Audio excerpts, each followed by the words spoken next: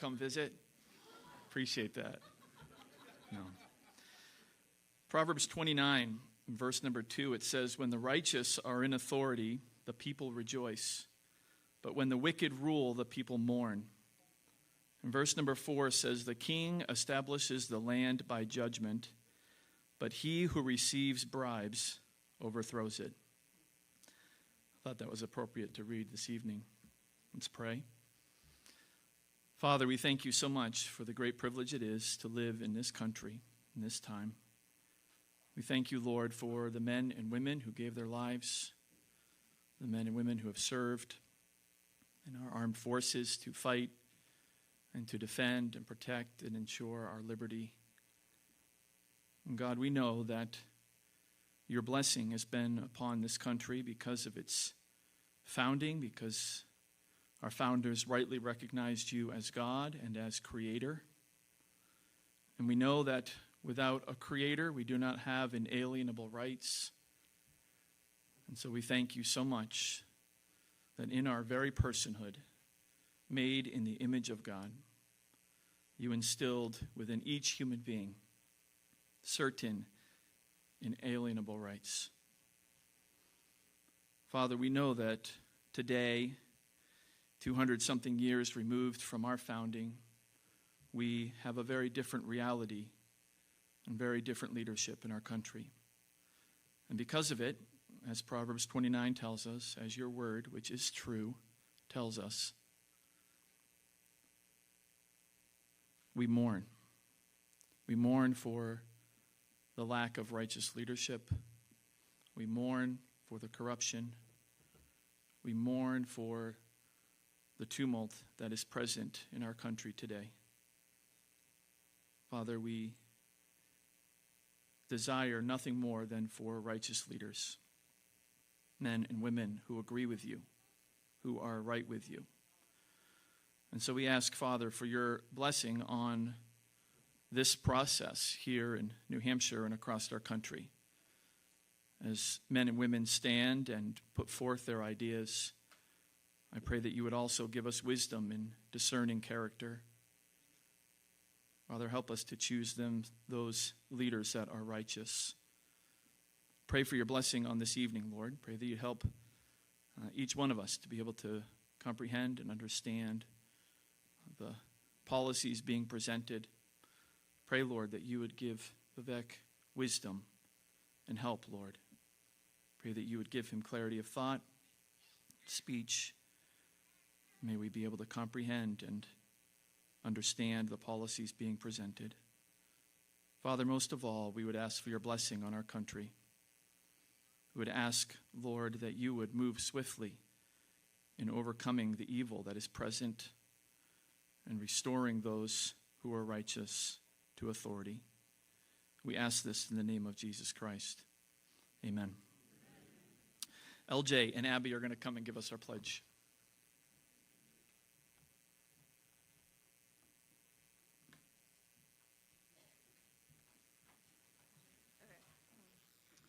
We ask that you please take off your hat and stand for Pledge of Allegiance.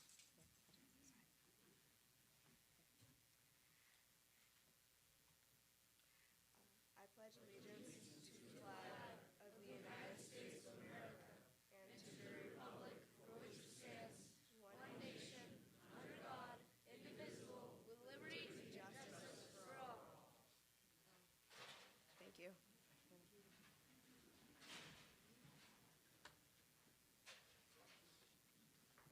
Well, good evening, everyone. My name is Kevin Smith, and welcome to the NHIOP. Before we begin tonight's program, I would like to ask if you are a current state representative or state senator, could you please stand up to be recognized? Thank you.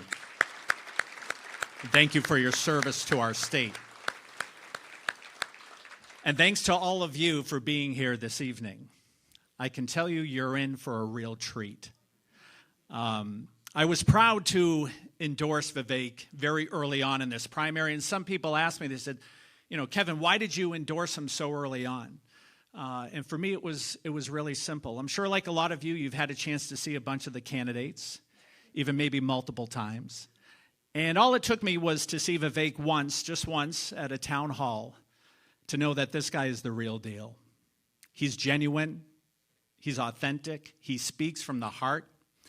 He's not just regurgitating talking points and sound bites.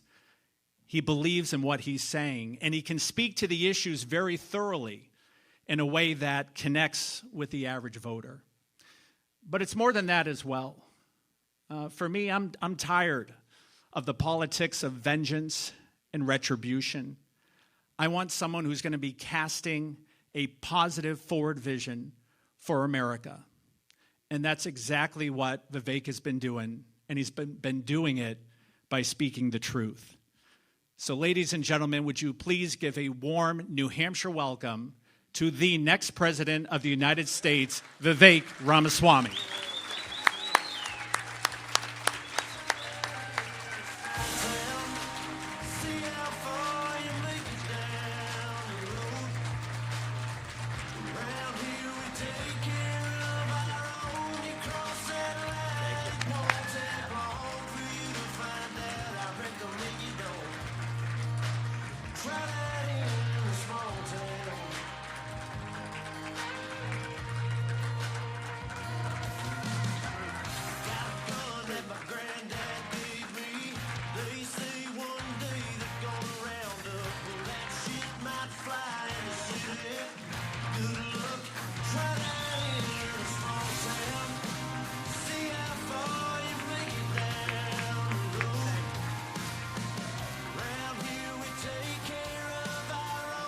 Thank you. Thank you for the warm welcome. It's good to be back. I last spoke here before I knew I would be running for President of the United States, and come back under different circumstances today. You may have noticed the song that we're playing at our campaign rallies going forward. And I'll tell you why. You want to understand the best measure of America's health. Here's what it is. It is the percentage of people who feel free to say what they actually think in public. Right now, we live in a time where there's a big difference between what people will say in private and what they'll say in public. We got to close that gap. I respect whether it's a musical artist, whether it's a parent, whether it's a corporate executive who will say in public the things that you were otherwise supposed to keep to yourself. That is how we're going to revive this country. That's what we're going to do tonight. I'm going to open this up with a major announcement that we intended to make. We actually saved it for tonight, for this occasion, right here at the IOP, to unveil the specifics of a long-standing promise of Republican politicians. Let me get this out of the way so I can just look at you all without, or I'll just use this one for now. So we're going to make a clear announcement tonight of moving from the what to the how. How are we actually going to shut down the federal administrative state? But before I get to that, I wanted to share with you what I think is actually going on in our country that we need to address more deeply. I speak to you tonight as a member of my generation. I'm 37 years old. I'm the first millennial ever to run for U.S. president as a Republican. Thank you. I appreciate that. And I'll tell you what's going on speaking to you as a member of my generation. We are hungry for a cause. We are starved for purpose and meaning and identity at a time in our national history when the things that used to fill our void, faith, patriotism, hard work, family, these things have disappeared. And that leaves a black hole of a vacuum in its wake. And when you have a black hole that runs that deep, you want to know what happens? That is when the poison fills the void. It almost doesn't matter what the poison is. Actually, I think one of our issues in our movement, the conservative movement, one of our issues is that we've grown accustomed to obsess too much over the poison. Wokeism, transgenderism, climatism, COVIDism. But it doesn't just come in political flavors. Depression, anxiety, fentanyl, suicide. These are symptoms of a deeper vacuum of purpose and meaning in our country. And as odd as this might sound, I think that actually presents us an opportunity in our movement. This is our moment as conservatives to now level up. To say that we're now done running from something. This is our moment to start running to something. To our vision of what it means to be an American. We have to fill that void of national identity and dilute the woke agenda to irrelevance. That is how we win. The left is very good at this. I have to give credit where credit is due. They will fill that void with their vision. Race, gender, sexuality, climate. And in absence of something better, young people are buying up what they're selling. We can no longer settle for just pointing out the endless hypocrisies of that vision of identity. I'm guilty of this.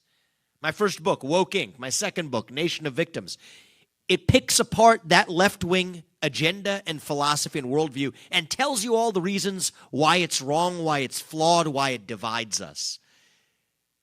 But that's not going to be enough to drive a national revival. Now is our moment to level up and say we're going to offer a vision of our own. If the left feeds us race, gender, sexuality, and climate, I want us talking more about the individual, the family, the nation, and God. Individual, family, nation, God defeats race, gender, sexuality, and climate as a vision for who we really are. And that is what we're going to need to revive as Americans. We need to answer that question, that old 1776 question of what it even means to be an American. You ask most people my age that question, what does it mean to be an American? You get a blank stare in response. It's like a deer in the headlights reaction. That is the vacuum. That is the void. That is what we're going to talk about today. What does it mean to be an American? It means we believe in the ideals that set this nation into motion 250 years ago. Ideals like meritocracy and the pursuit of excellence. That you get ahead in this country, not on the color of your skin, but on the content of your character and your contributions. That is why I will end affirmative action in every sphere of American life.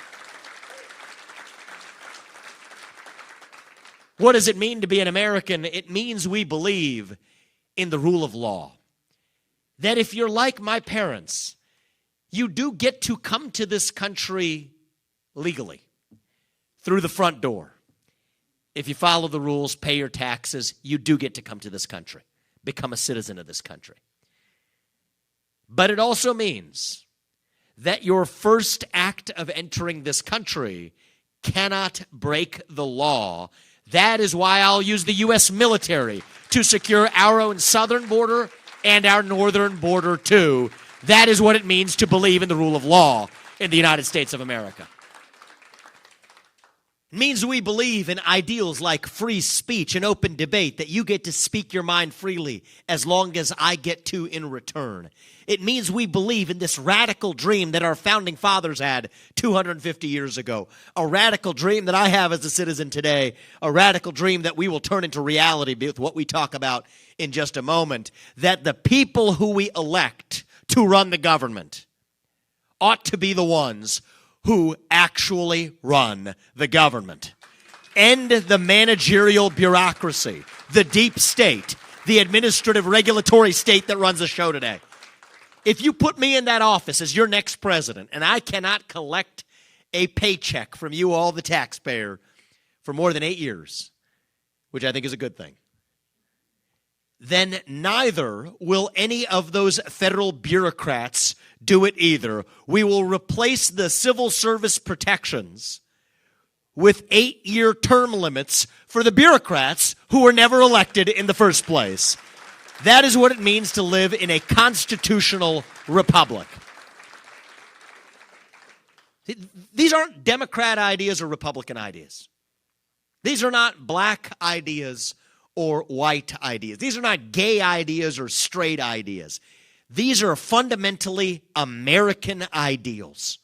Meritocracy, free speech, the pursuit of excellence, the rule of law, self-governance over aristocracy. These are the ideals that brought a divided polyglot group of people together 250 years ago. I believe they can still bring us back together today.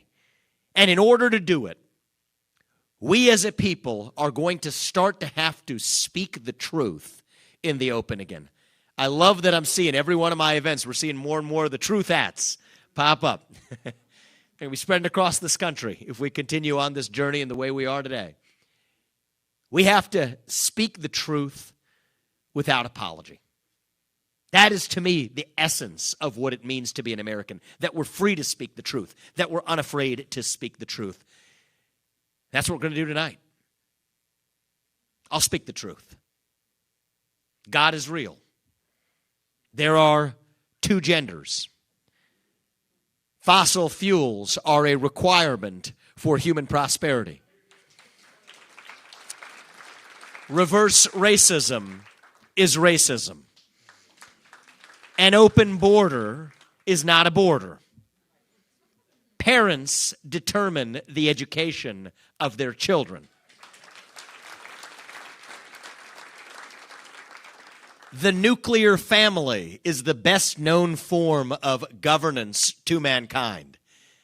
Capitalism is the best system known to man to lift people up from poverty. There are 3 branches of government, not 4. And the U.S. Constitution is the strongest guarantor of freedom in human history. That is the truth.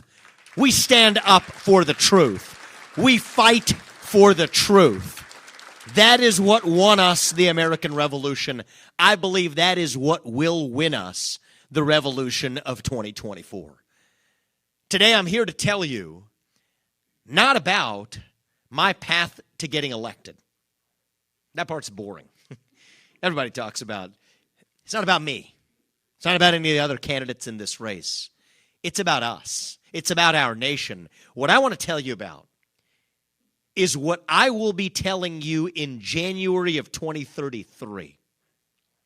When I leave office after 2 terms of leading this country.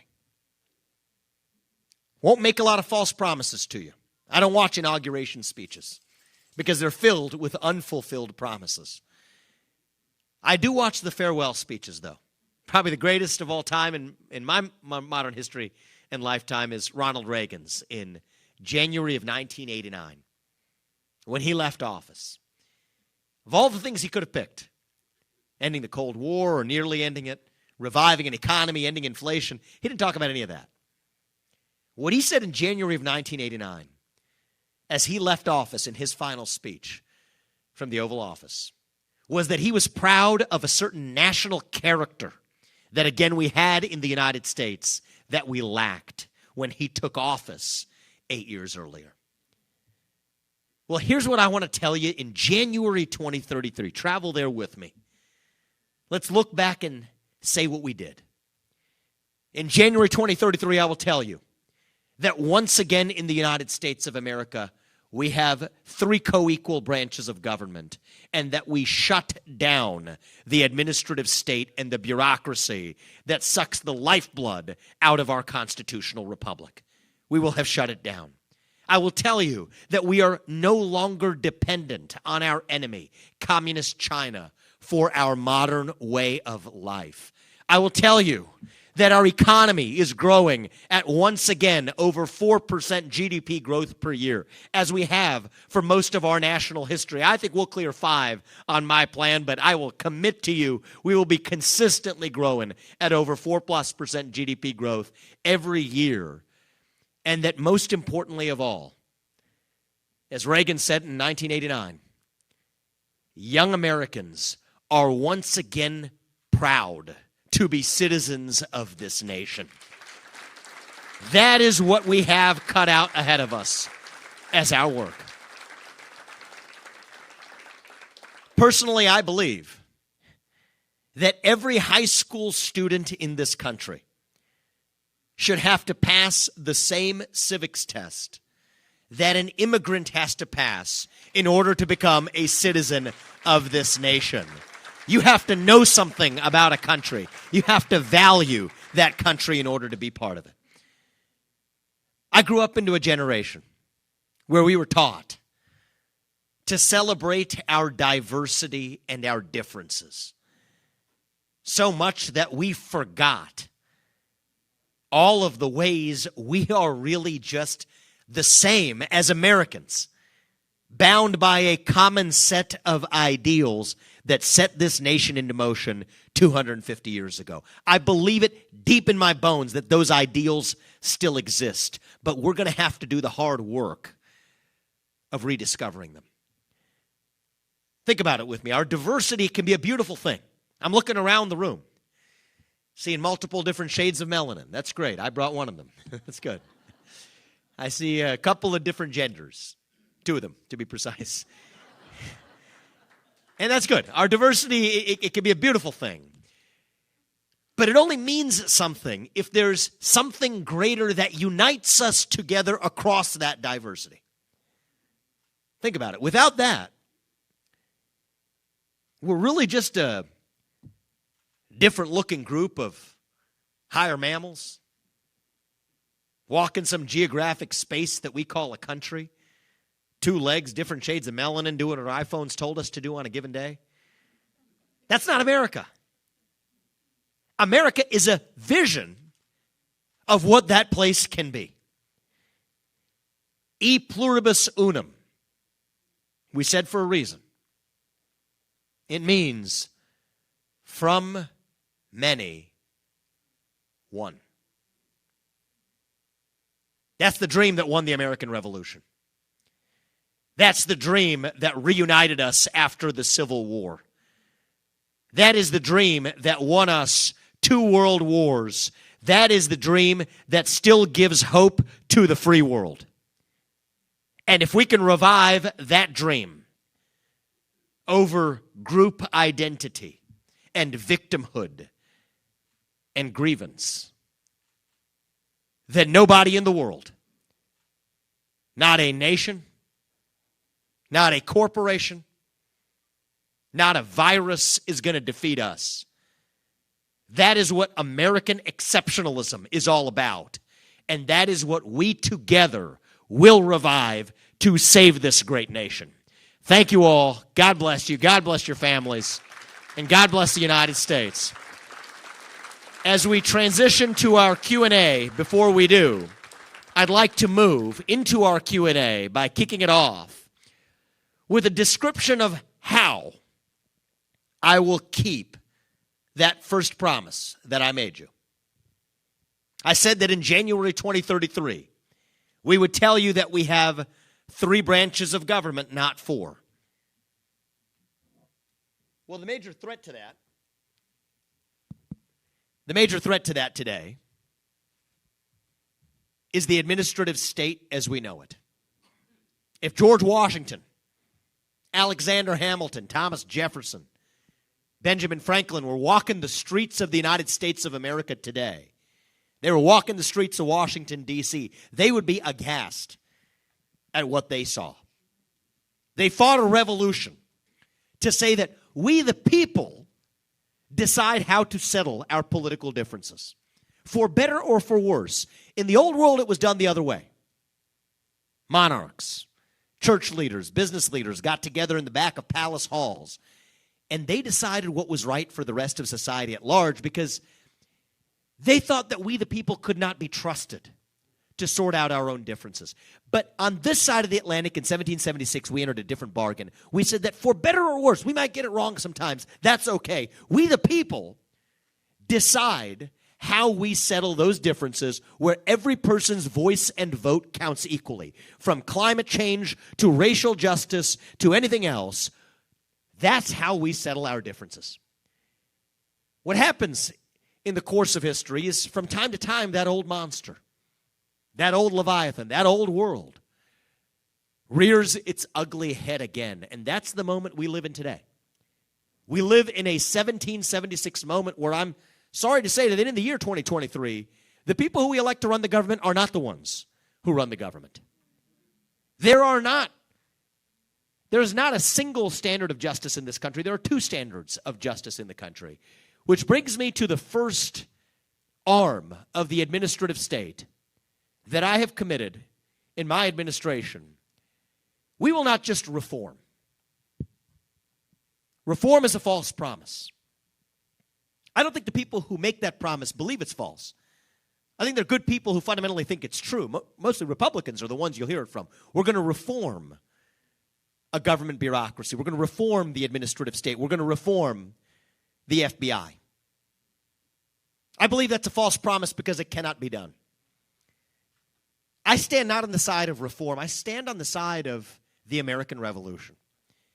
And that is why today I am announcing formally our plan not to reform the FBI, but to actually shut it down in a way that restores the integrity of our constitutional republic.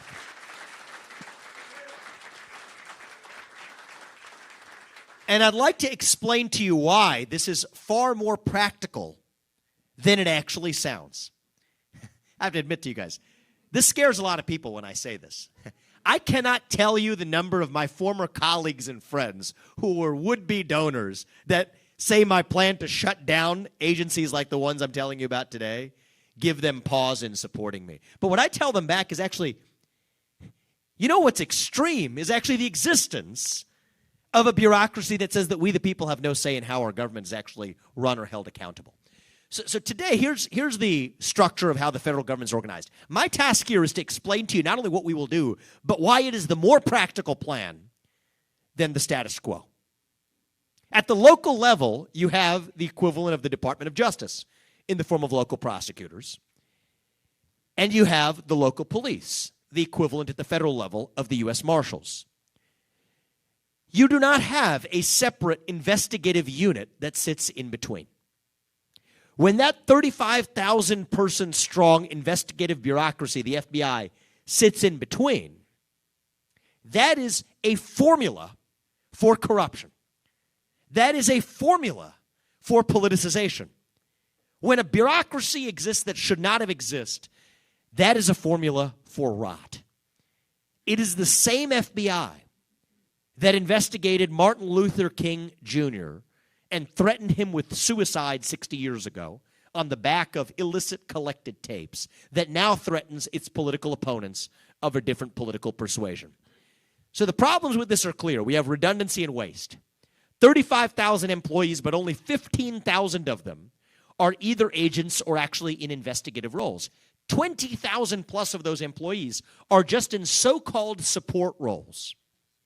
Think about the waste. That's an extra $1.4 billion per year just in the headcount costs for that support staff, not counting what they actually spend their money and resources on, which is about 10 times more than this.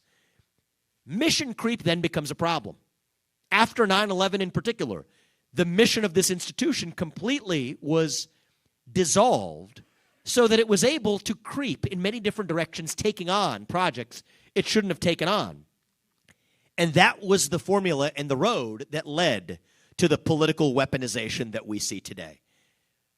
This is the status quo as it exists today.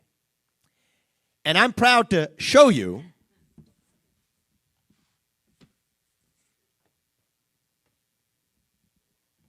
this is how it will look by the end of 2025, the end of my first year of my first term. We will eliminate the FBI. It will no longer exist as an institution, but we will be able to move to the U.S. Marshals, to the DEA, to a series of enforcement agencies that have not been politicized in the same way as the FBI, a subset of the 15,000 employees that are actually conducting real work, and the remaining 20,000 will have an opportunity to search for honest work in the private sector. There's a worker shortage, last time I heard. So some businesses waiting to hire some workers, so we'll let that work itself out. The corruption investigations will move to the Secret Service. The counterintelligence investigations, which is a tiny portion of their employees, but important, I acknowledge, will move to the Defense Intelligence Agency under the DOD. And there is a white-collar investigative function at the FBI, which, as long as we have the laws on the books, need to be enforced. Move to the Financial Crimes Enforcement Network that sits under the Department of Treasury. This box does not need to exist. The J. Edgar Hoover Building is the name of the headquarters that they still report into. So not only do we have greater specialization now, not just generalist agents in a mission that has crept so far as to be ill-defined, but you have specialized agents that are actually good at what they do. Not only do you have specialization, you have financial savings. We're talking about billions of dollars per year in savings for us, the taxpayers. But most importantly, you have greater accountability of an institution that by its very design, in where it's sandwiched today, has escaped cabinet-level accountability for too long. J. Edgar Hoover may be the one rolling over in his grave by the time we finished with this, but George Washington and Thomas Jefferson will lay in peace after we take this step. That's the future of the FBI. The second department that we'll begin with in January of 2025 is actually shutting down an institution that should have never existed in the first place. That is the U.S. Department of Education. This is the head of the snake when it comes to the spread of wokeism, transgenderism, indoctrination of our kids. We've been taught to believe, and there's a lot of truth to it, that it's school boards that have gone awry. And parents, I'm so proud of many parents across this country who have once again become engaged in how their kids are being educated and indoctrinated in their schools. But the hard truth is that those school boards are actually responding to economic incentives created by this department. This department should have never existed. You have actually taxpayer money from this room that pays the federal government that then supposedly sends money back to our schools, but it comes back with strings attached. Right? You didn't pay your taxes in saying, you only get these taxes, U.S. government, so long as you're abiding by the principles laid out in our Constitution. They're not, and they kept the money either way. But when they send the money back, they tell local schools today that you don't get that money unless you're adopting critical race theory, unless you're adopting toxic gender ideology, unless you're adopting race-based quotas in your hiring. And that is wrong. I do not believe, and this is one of the areas where I differ from my last Republican predecessor, President Trump. I do not believe we can reform this agency. This was here long, so will have been here long before I arrived, and the way the employees there see it, they'll be here long after I'm gone. That's the way they saw it when Trump came around. Betsy DeVos, a person who I like and respect and know well, she was tasked with reforming this. Well, guess what? The U.S. Department of Education now spends far more money than they ever did and are far more aggressive in foisting their ideologies onto our kids. So what we need to do is eliminate the way in which they use taxpayer funding as a cudgel to accomplish political goals. In the 2023 budget, this is just one example of a line item. We had to kind of keep it pretty short for the poster, or else we'd have a whole book on this. But one of the line items from the 2023 budget was a $1.5 billion grant to support race-based quota systems in higher education. That's in 2023. Does anybody else remember something else that recently happened in 2023 as it relates to race-based quotas in higher education? The Supreme Court just held it was unconstitutional. So on one hand, you have one part of Washington, D.C., correctly interpreting the Constitution to say that race-based quotas in universities are unconstitutional. And yet just down the street, and I've been to this building, for better or worse, it's a nice-looking building, saying that they're only making $1.5 billion in grant money available if those institutions adopt those race-based quota systems. That is wrong and it's illegal. This also centralizes education in the federal government, where what we really need more of in our educational system is decentralized choice that belongs to the parents. This institution is the head of the snake that is antithetical to school choice in our country. And then the other thing it does is they tip the scales in favor of four-year college degrees for many kids who wouldn't have made that choice but for the financial incentives that the Department of Education created for them. And I say this as somebody for whom a four-year college education and degree was the right choice. I'm not belittling the importance of a four-year college degree for the people for whom that's the right path. But there are plenty of people for whom a one-year vocational program to be a welder or a mechanic or a carpenter or a builder would have been the right path, but for being financially cajoled into it by an institution that should not exist. So that is why I am honored to share with you the view from 2025. By the end of my first year, of my first term in office, the U.S. Department of Education will not exist. Half of its budget will be disbursed back to the states and to the people. Put that money in the hands of parents who get to determine how their kids are actually educated, where education belongs. And then this is the part for those who care about the practical details. What's going to happen with those outstanding loan collections? We have a clear plan. The outstanding Pell Grants, the outstanding Teach Grants, the outstanding federal direct student loans, those move under the Department of Treasury. We have a clear plan. We know exactly down to the employee how we're actually going to move them. It's a tiny portion. This shouldn't be the tail that wags the dog.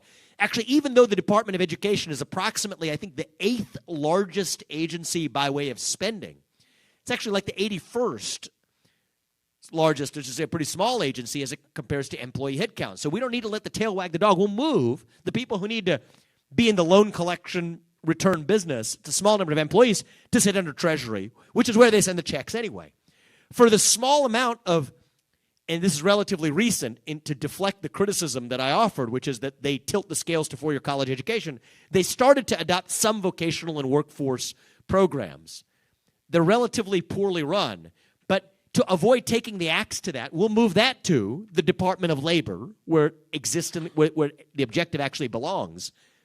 And then there's some remaining functions that can sit under the Department of State as it relates to foreign exchange programs and foreign students in the United States.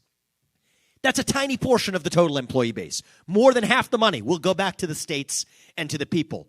In addition to that, that still leaves, this set of changes that I described, still leaves enough budget surplus for us to be able to deliver on a promise that I'm going to make heading into the presidency, that we will protect our children in our schools from another mass shooting. And one of the easiest ways to do it is to put 3 armed security guards in every school across the country. That is how we protect our children. And states that choose to adopt that will have liberated funding to do it. Increased resources for school choice, cost savings and efficiencies across the federal government, and protecting our children, an objective that isn't a Republican objective or a Democratic objective. It is an objective that we share as citizens of this country.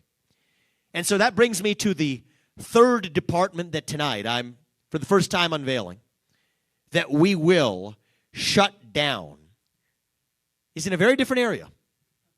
Shows you how pervasive this is. This isn't just the stuff you'll hear about on cable news on a given night, right? The FBI and the Department of Education get their share of heat, but the same principle applies to agencies you may not have even heard of, but that affect the way we live our lives and affect our economy in this country. The Nuclear Regulatory Commission. This is an agency that quietly is the single wet blanket, the damper, on the revival of nuclear energy in the United States of America. want to give you a sense of what they're doing today. It's a regulator through licensing for new plants, for waste collection, for regulation and oversight. That's a wet blanket on any innovation in this country. Since its inception, actually I should start with prior to its inception, it took about 3 to 4 years to build a new nuclear power plant in the United States. Turns out it takes about 3 to 4 years to build a new nuclear power plant in Japan right now. Takes about 5 to 8 years in France. Maybe a little slower in France versus Japan, but still not that different. Today, after the existence of the Nuclear Regulatory Commission, it now takes 32 steps for a development process that is 25 to 40 years. And that is why there has not been a single new nuclear plant built in this country in the last 30 years. There has not been a new nuclear power plant's plan that has made it through this 32-step process since this organization ever came to exist. And that's in the name of protecting our safety interests. Right? Because nuclear energy it's the best known form of carbon-free energy production known to mankind. Personally, I favor drilling, fracking, burning coal, but I also believe we need to lead in the way of nuclear energy. But they say, isn't there this risk? Well, it turns out not only is it dampening innovation, it is also worsening our safety risks. How is that? Because it takes now 25 to 40 years here to get a new nuclear power plant approved. That's a long time. Over those 25 to 40 years, we've moved from Gen 2, which is a slightly less safe old form of nuclear reactor, to Generation 3. And yet other countries are leading the way on Generation 3, but we haven't been able to get one through our own process. And then after Generation 3 has now come Generation 4. There's only one country in the world that has a Generation 4 nuclear reactor. Anybody want to guess which one it is? This is an educated audience. Absolutely, it is China. And that actually endangers our competitiveness and our security when China's leading the way on the single greatest form of energy production known to mankind to secure our energy needs. So that is why today we're unveiling our reality that I cannot make the false promise of reforming that agency and its culture. Right? The culture of this agency, the bureaucracy. I could put a different figurehead on top. That's good optics. Might earn me some votes. But it's not going to fix the problem when the culture of the agency itself is hostile to the existence of nuclear energy in the United States of America. But what I can do is shut it down. End and dismantle that hostile culture.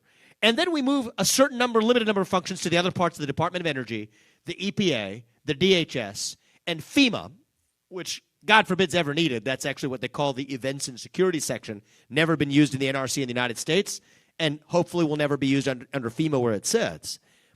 Are these bureaucracies perfect? They are not. And believe me, what you're seeing today is just chapter 1 of a much longer rollout. But what I wanted to share with you today is the practical reality that not only will we restore the essence of our constitutional republic, 3 branches of government that are actually accountable to the people, but this is also the single most promising way to unlock our American economy again in this country. You want to know what the impediment is to economic growth today? It is the assault on American energy. Drilling, fracking, burning coal, embracing nuclear. You can't do any of these things without regulatory intervention.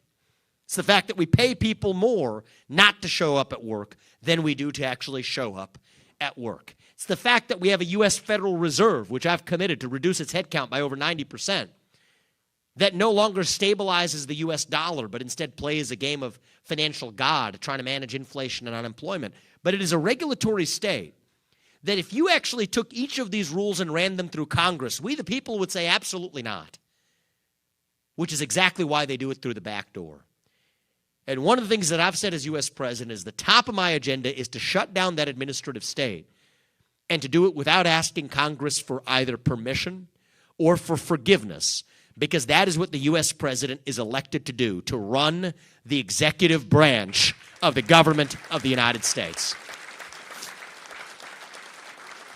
And I will say this in closing, before opening this up to questions, I expect objections from the media, from the left, maybe even from some fellow good-minded patriots on the right, as to whether I have that legal authority.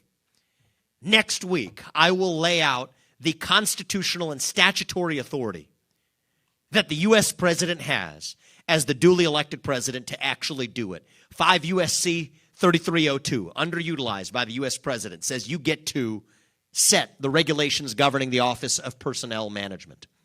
The unexpired sections of the 1977 Presidential Reorganization Act, something that no Republican president has taken advantage of to cut government agencies that are the source of economic waste, the shutting down of which could stimulate the U.S. economy. These are existing statutory authorities. Civil service protections that tripped up President Trump because his advisors told him he couldn't fire the bad actors in the bureaucracy without telling him that the civil service protections do not apply to mass layoffs. And mass layoffs are absolutely what I am bringing to the federal government in Washington, D.C. And so I think it's important. We're in a phase of this race. The first few months of this race, I told you what I was going to do and laid out the vision. I'm now polling at third in many of the national polls. Our debates begin next month. Now is our moment to tell you how we're actually going to do it. And if you're convinced, then the power rests not in my hands but in yours to elect a president of the United States who once again actually is the person who's elected to run the government that actually runs the government. Thank you all, and let's open this up to questions. I appreciate it. Thank you. Thank you. Thank you. Well, hey, thanks for taking my question. I have a little bit of a preamble before I ask my question, but I hope I can just get it out. And We want to be respectful of everyone, but if you get to your question quickly, let's do it. You often talk about the country being in a national identity crisis, citing polling data that shows that only 16% of Gen Z say they're proud to be an American. You typically go on to explain that the country was founded on a set of ideals and principles, that there's a vacuum of purpose, and if we only are able to return to those ideals, that we could have a national revival. My problem with this analysis and solution is that it's totally dismissive of the material concerns of the people that you're talking about. Gen Z is coming to age in a time where unregulated capitalism, or underregulated capitalism rather, is allowing profiteering practices that greatly disadvantage them, putting them behind the eight ball before they even have a chance to get on their feet. Corporations are buying up housing. Let me see. We have a job market that the average wages are often cripplingly low. It's not keeping up with inflation. We have a healthcare service or a healthcare system that is totally corrupt. Private insurers. Sorry. I think your question has a good foundation. Tell me your name. So, Tell me your name. Brian. Brian. Yeah. So, you know, people going to 62% of bankruptcies are declared due to medical debt. So I guess what I'm trying to get at is, what are the material solutions that you have to these kind of issues that are plaguing younger people? Because I hear you talk about like the vacuum of purpose, and I just don't really hear a lot about fixing these issues that are really hurting people. And that's fair, Brian. I appreciate that question, and I'm empathetic to it. I want to tell you, as you know, how old are you, if you don't mind me asking? You're 29. I'm 37. So I got my first job in the fall of 2007 on the eve of the 2008 financial crisis in New York City at a financial firm. I feel what you're saying because we were taught growing up, right? You work hard, you do your part, get rewarded. What do you see? Not only do you see the failure of financial institutions, you then see the use of taxpayer funds to selectively bail out a group of people who under a Republican administration got paid out under not what was capitalism, but really cronyism. And it worked out okay for me. I went on to found a successful company that ended up succeeding, but many of my peers are deeply jaded by an experience where they were taught one thing, that you take on that college debt, that you graduate, then you work hard, you pay that off and live the American dream, when in fact that four-year college degree didn't at all help them for a world afterwards that was filled with booms, busts, and bailouts when they didn't participate in the boom, but they did participate in the bust and watch somebody else get the bailout. So I feel you. I think there's a lot of truth to why young people are disaffected from capitalism. What I will say is that story wasn't a story of capitalism. It was a story of a perversion of capitalism. True capitalism involves providing a good or service to someone for a greater value than it costs for you to provide it to them. That is the best known system to mankind, to lift people up from poverty, especially the people at the very bottom. One of the distortions that got in the way, and I think this is really relevant, is the behavior of the U.S. Federal Reserve over the last 30 years in this country. They've been fundamentally hostile to wage growth. So they've taken it as their mandate in the last 25 years to say that they need to manage inflation and unemployment. So one of the things they've done is they take wage growth as a so-called leading indicator of inflation. So it's like whack-a-mole. Wages go up, that's a bad thing. Whack it down by tightening monetary policy. That's how they've behaved for the last 25 years. It's no surprise that real wage growth for the bottom 99%, and I'll be the first to admit, that's not me, but real wage growth for the bottom 99% has been flat over that 25-year period. And then let's actually go one step further, because this is New Hampshire. We can get into the details with you guys, right? We can get technical with you. You can handle it. So you got this thing called the business cycle, okay? Without the Fed, there's good times, there's bad times. It's existed for as long as commerce has existed. When they treat wage growth as a leading indicator of inflation, the reality is anybody who's run a business, myself included, knows that wages are the last thing to go up in the business cycle. What happens is they're then tightening monetary policy to play whack-a-mole, actually when we're already at the top of the business cycle, which means they tighten monetary policy into a downturn, which gives us the boom-bust bailout cycle. So at a future event, maybe we'll do it right here in New Hampshire, I'll give you the anatomy of what exactly we're going to do to reform and radically reinvent that Federal Reserve with the single purpose of stabilizing the dollar and abandoning this other game they've been playing. But I think it is young people who have been holding the bag. And if you have an instinct in your gut that says, now the system's, I hear you saying this thing about capitalism, but the system's not working quite as it's supposed to because I'm working hard, I'm not getting ahead, something's amiss, I'll be the first person to tell you, you should trust your instincts because they're right. But that doesn't mean we abandon the project of the true thing and turn to socialism or some other alternative, which history will teach us is an even worse way down to the bottom. It is by reviving the essence of the real thing, by getting the cronyist, bureaucratic intermediators and influences out of the way. Grateful for your question, Brian. I appreciate it. Thank you. Thank you. Thank you. Hi, Vivek. I am Devin Johnson. I am a freshman here, actually at St. Anselm. My question to you today is about, I guess, your plan to restructure the federal government. As you may be aware, you have a candidate in Trump who policy it is for at least in 2025 to restructure the entire federal bureaucracy, get rid of those who are, I would say, undermining his agenda. What would you say your plan is to implement something like that, or at least to think about doing something like that over the federal government, which, as you know, is wasteful and very incompetent? Well, you start with the right premises, young man, and thank you for being brave enough to ask a question. It's people like you we're going to depend on for our national revival. When you're the only person in a classroom who believes what you do, I think you have an obligation now more than ever, just like you did tonight, to stand up and say it. And when you do it, I think you're going to discover that even amongst people your age, you probably weren't the only person in that room who believed what you did. And the fact that you had the courage to say that tonight makes me want to give you that assignment with due respect to make sure you're doing it amongst your peers as well, because that's important. So what you see today is really just the beginnings of that fundamental reorganization and revamp of the federal government.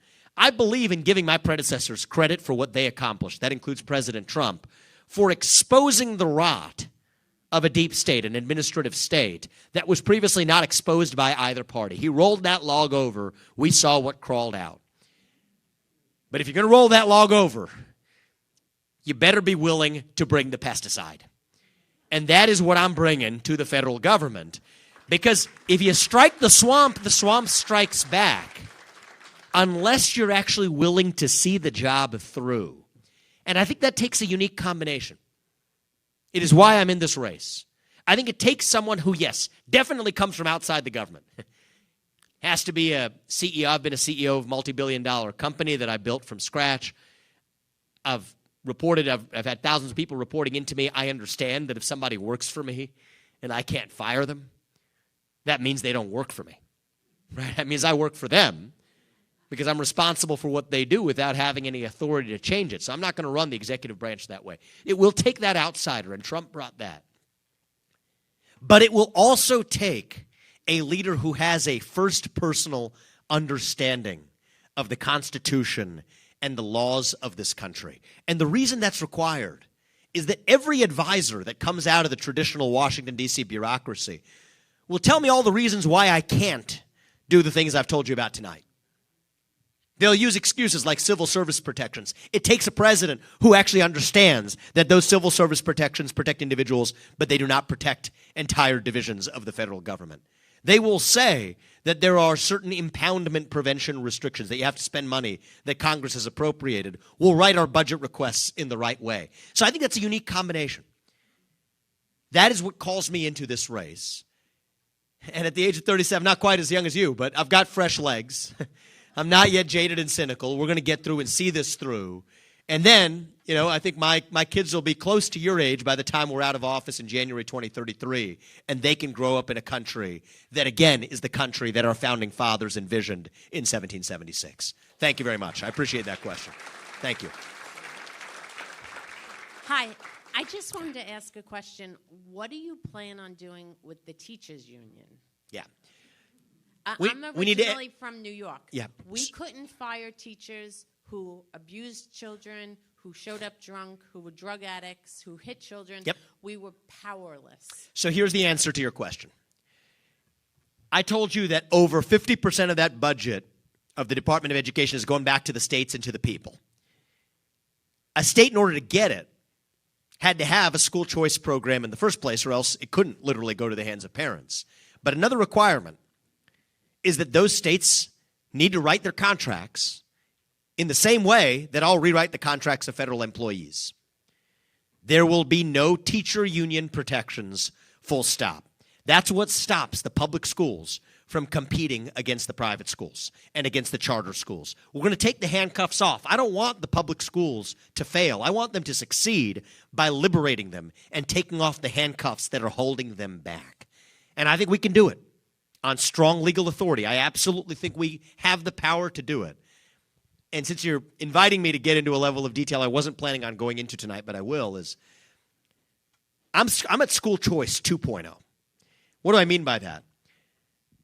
It turns out there's a hard fact about this country, which is that the schools that spend the most money per student are public schools with teachers' unions.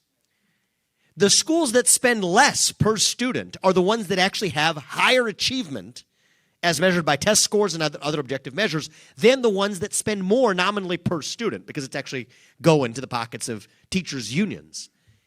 Well, what I say is when those parents opt out of that school, not only do they get to send their kids to the school they want to send them to, but the difference in per student cost between the two schools, so say the inner city is spending $40,000 per student per year, and it's only $15,000 to go to a charter school outside the city. The $25,000 difference, half of that will travel with the student into his account, $12,500. And we've done the math on this. That means that every kid who avails themselves of that could graduate 12th grade with a $250,000 graduation gift, assuming normal investment returns. You tell me what's a better use of money. We'll starve that bureaucracy and actually, it goes to the first question I took, empower a generation of young Americans that are jaded about the country that they don't have an opportunity to pursue their American dream in. That's actually how we restore the power of our country. Young people are not proud of a country that they're taught to hate, but they're also not proud of a country where they're not economically empowered to prosper in that country. When we grow our economy, when we give people an actual shot at their American dream, young people will also be more proud of being citizens of that country as well. And though that seems like a very different answer than a question that started with teachers' unions, actually these things are deeply related, and you're getting right to the root cause of a problem that we have the ability to solve. And as U.S. President, I'll do my part to make sure we do. Thank you for that. Appreciate it. Take the last couple of questions. Thank you. Hi, I'm Nathan. So I believe that you can do these things, but how do you work with Congress in order to change the laws to make sure that the next president doesn't bring all these things right back to them? So this is a great question. What's your name? Nathan? It's a good question. I love New Hampshire. You guys, because you're getting to the crevices of things that I left out. So I told you I could accomplish this without asking Congress for permission or forgiveness, and that is accurate. I will lay out the legal case for that next week. However, that's a one-way ratchet. A president can shut down agencies that are wasteful, fraudulent, abusive, ones whose shutdown could stimulate the U.S. economy, or with redundant functions. That the president already has the legal authority to do. The president does not have the legal authority to create agencies that Congress never authorized. So it's a one-way ratchet. So that's the beauty of this, is that, and I'll give you one further step. When I do these things, do I bear any illusions that we're not going to get sued by federal employees who are fired? No, of course not. We will get sued. That is a good thing. Because we will then take these cases to the Supreme Court. I've studied the current Supreme Court. Last week, I also released my list of Supreme Court appointees as well as appellate court potential appointees who were filtered for sharing my view of the Constitution without any deference of authority to the administrative state. And so when we get sued and take this to the Supreme Court, you know what we do? We win. And then when my kids are ending high school, I'm out in January 2033, you know what happens? The next U.S. president will have judicial precedent that says there is actually 3 branches of government, including one executive branch, not hundreds of executive branches. So that's how we drive change on the timescales of history, but in a way that doesn't take the risk in the other direction, because a president, under those same laws, cannot cause a new agency to come into existence. It's a one-way ratchet. I appreciate that. That's exactly the beauty of this plan. Thank you very much. Time for one more, sir? Yeah, we can take one more or maybe 2 quickly. Yeah. Okay, we'll go back and then we'll come up here. Thank you. Thank you. Thank you for having us here. And I'm kind of like a 2-part question. Excuse my English; it's not the best. Seems okay to me. My name is Joe, and my line of thought is, I'm in the medical industry. You could say that you come from the industry that you have knowledge, and we know we have good agencies, let's say, that protect us, the consumer, like the FDA. But also, I feel like bureaucracy, like many people know, has crippled a lot of maybe the progress of many medications. For example, anybody can Google this: molecular hydrogen, H2, the smallest molecule known. Yep. It's used in Japan for people that are going through cancer, to better the chemotherapy side effects. It's non-toxic, and I hear no talk about that in the U.S. And it's something like it's been used for people with COVID, and I never heard about. What are your line of thoughts of therapeutics that are not FDA approved but are proven to be safe and effective? Great question. And also, what are your line of thought on the I don't see it as a good or bad thing. I really don't know, on the fact that the WHO might be the one taking over pandemic response in the next coming few years. So I have a view on whether that's a good thing or a bad thing. I think it's a bad thing. And I, in the same way that we will defund the 3-letter agencies domestically, we will defund the 3-letter agencies and 2-letter agencies abroad that impede on the sovereignty of the United States. We are a sovereign nation, and we will protect our sovereignty without funding institutions that are hostile to our sovereignty. I want to take your question about the FDA. I appreciate how charitable you were in asking that question to the FDA. And there's some narrow sense in which, are some subset of people in the federal government, a very small subset, doing useful work? Yes, they are. I speak, by the way, I didn't tell you much about my story. It seems like you may be familiar with it. I founded, among other businesses, a multi-billion-dollar biotech company that I led as CEO. I worked on 5 medicines that are FDA-approved products today. One of them is a life-saving therapy in kids, where 20 kids per year are born with a genetic disease, where 100% of them die by the age of 3. I had the honor of working on a therapy that allows now a majority of those kids to live lives of a normal duration. Another of the medicines, thank you. Another of the medicines I worked on is FDA approved for prostate cancer, women's health conditions that have long been ignored by pharma, endometriosis, uterine fibroids, dermatologic conditions like psoriasis. So I've dealt with the FDA, and we'll say that. And there's a certain paradox in what we've seen in the last couple of years. Do I believe the FDA is directly contributing to the high price of prescription drugs in this country? Absolutely, I do. It's like the equivalent of the Nuclear Regulatory Commission. And I will be laying out my plans for FDA in a future speech. But the ultimate irony is I believe that patients should have access to medicines even before they've been through that full cumbersome process and be able to make their own free judgment of whether or not they want to take it. I am a right to try absolutist because I believe in the power of innovation to drive improvements in human health. That should be our decision, not the decision of a federal regulator. But the irony, the paradox, is that the same federal regulator that says they cannot make a medicine available to you that has been through thousands of patients because it hasn't been through the very final steps, and you don't even have the choice to take it, also says that a vaccine that sidesteps that entire process and is only tested in hundreds of people rather than thousands, that makes it to market, is not only a vaccine that you have a choice to take, but that you have no choice but to take in the form of those mandates. So that's actually the level of hypocrisy in this government-industrial complex as it exists today, and it's fundamentally corrupt. And I think it will take, again, here, same thing I said about the law before, it will take a U.S. president who doesn't just understand the politics of this, but understands the substance of it, to actually see our way to cut through it and get to truth. And that is what calls me into this race. I think that's a rare combination of somebody who comes in from the outside, but actually has the knowledge of the tricks they play to otherwise espouse beliefs. Talking about the Nuclear Regulatory Commission, the same thing, funded by climate activists or supported by climate activists who are hostile to carbon emissions here in the United States, and yet are also hostile to the greatest form of carbon-free energy production known to mankind, that's nuclear energy. You can't believe both of these things at once if you're applying principles of reason. You can't believe that you have to take a vaccine that made it to market quickly, but can't opt to take a medicine if you have full information. You can't believe these things at the same time if you're operating according to principles of logic. But what these really are secular cults that substitute for our need for purpose and meaning.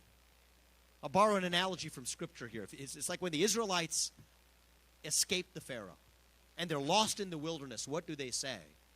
We want to go back and be ruled by the Pharaoh. So we're going to pledge allegiance to something. We're going to bend the knee to something. If we're not pledging allegiance to that flag, we're going to pledge allegiance to some authority instead.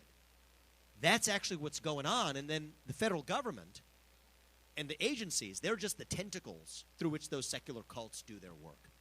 That's the reality. Thank you for that question. I'll take one final question quickly, and then we'll wrap it up. Thank you. Yeah. Oh, we got our biggest fan, young man here. All right, we will definitely give you the mic before we're done. He gets the last word. I love this guy. Awesome. So these three policies that you've introduced tonight are obviously brand new, so I'm not going to act like I've had time to fully digest them. But I have a question about the FBI. Yes. So I'm wondering how you believe that transitioning these segments under different departments that continue to be led by presidentially appointed secretaries can remove it in their work from the politicization that the FBI has kind of undergone in recent times. So how would this solve the politicization, is your question? I think through democratic accountability. So politicization is an especially bad word if there's no political accountability to backstop it. That's really the dangerous combination. So when an agency that has no democratic accountability becomes politicized, that's the one-way danger because you can't vote them out. But the beauty is we have 2-year congressional elections. We have 4-year presidential elections, as we should. And so 4 years into my job, first term on the job, if I'm not getting done the things that I'm going to tell you that we're getting done, I hope you vote me out because that's the way our system is actually supposed to work. And so, again, classic New Hampshire fashion, you're pushing me to be even more precise. It's not just the politicization. It is the politicization without democratic accountability that's the real true problem. Thank you for that question. Last one to our young man here. How old are you again? Remind me. I'm 10 now. You're 10 now. You were 9 last time, I think. Yes. Yeah. I asked you this at the beginning of your campaign, and I'll ask you it again. What will you do with the swamp? Will you fire them, or will you I loved that. destroy it? Will you fire them, or will you just give them to something else? So here's what we're going to do. So he understands this more deeply than most in this country.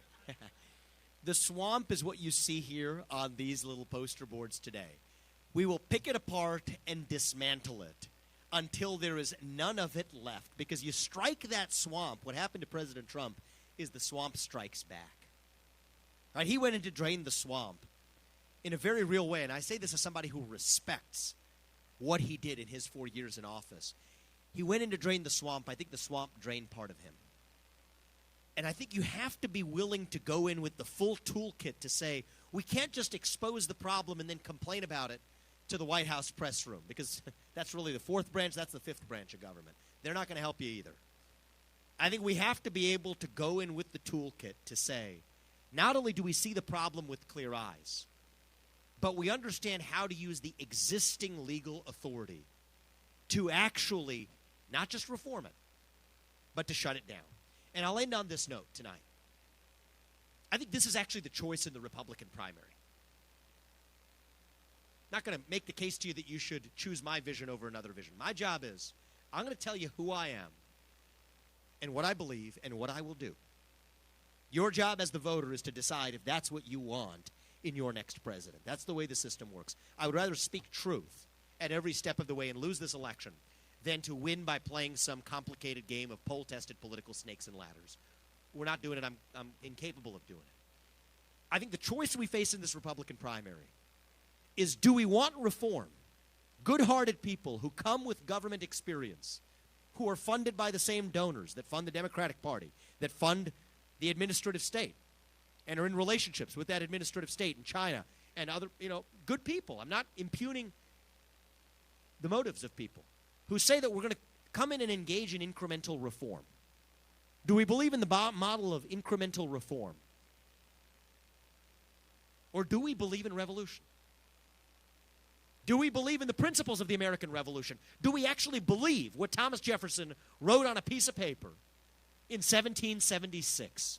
That we hold these truths to be self-evident, that all men are created equal, endowed by their Creator with certain inalienable rights, among these life, liberty, and the pursuit of happiness. Do we actually believe in 1776, or are we frightened of 1776? I think we live in a moment where many Americans believe that's frightening, but actually what I find frightening is the abandonment of those ideals. That is the choice we face in this primary. Do you want reform or do you want revolution? I stand on the side of revolution. I stand on the side of the American Revolution. That is why I'm in this race. Thank you all. God bless you. God bless your families. And God bless our United States of America. Thank you. Thank you.